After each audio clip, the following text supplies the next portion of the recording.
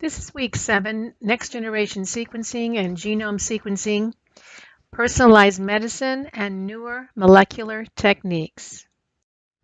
The learning objectives for this week are to explain next generation sequencing and list current and emerging applications, explain whole exome genome sequencing and list current and emerging applications, to use genetics, literature, bioinformatics, and computerized tools in a specific case studies, define and give examples of pharmacogenomics, and to discuss the meaning of personalized medicine and give examples.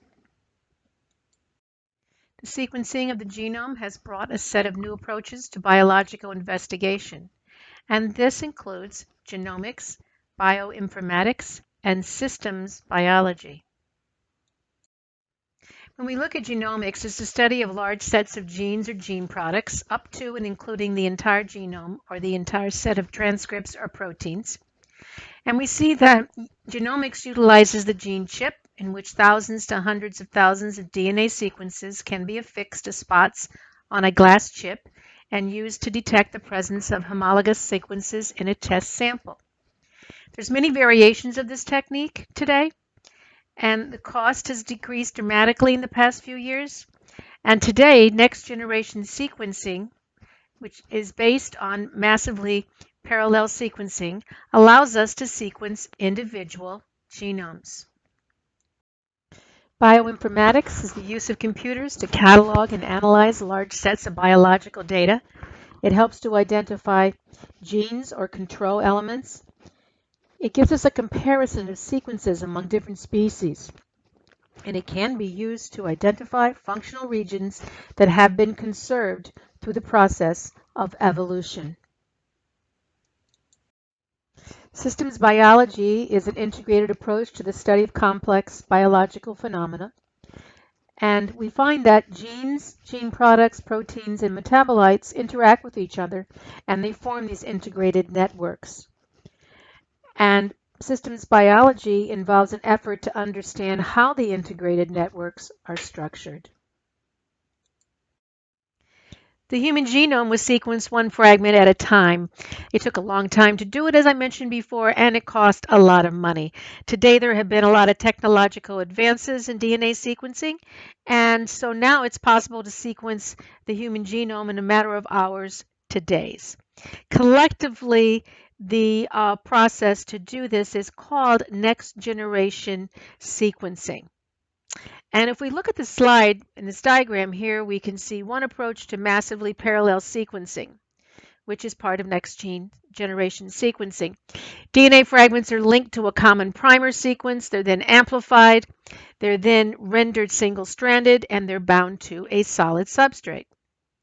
After this takes place, the DNA is copied off the templates using blocked bases, each labeled with a different color.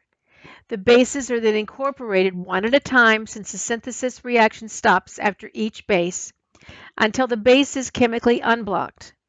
Each time, the fluorescent signal at each site is photographed, allowing the DNA sequence to be put together for billions of short fragments. The resulting sequence for 3 bases is shown at the bottom here for GTG, CCC, and you can see in the rest here.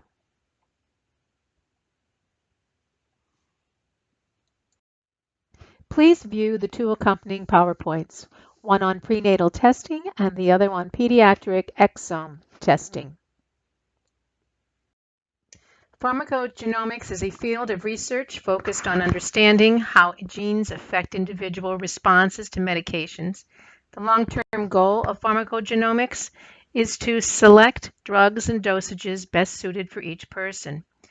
Pharmacogenomics looks at variations in genes for proteins that influence the drug response. In pharmacogenomics, a pharmacogenetic test detects a variant of a single gene that affects drug metabolism, and a pharmacogenomic test detects variants of multiple genes or gene expression patterns that affect drug metabolism. Utilizing genetic testing to guide drug selection offers several advantages. These are identifying patients likely to suffer an adverse reaction to a drug, selecting the drug most likely to be effective, monitoring response to drug treatment, predicting the course of the illness. For example, if we look at the polymorphism of the gene CYP2DG, which encodes for the enzyme debrisquine hydroxylase, it acts on a quarter of all prescription drugs, including codeine, which it converts to the drug's active form, morphine. CYP2DG exists in more than 160 different versions, and the majority do not affect drug responses. Some individuals have hundreds or even thousands of copies of the gene. Typically, people have 2 copies of each gene. Those with extra copies of the gene manufacture an overabundance of the enzyme molecules and metabolize the drug very rapidly.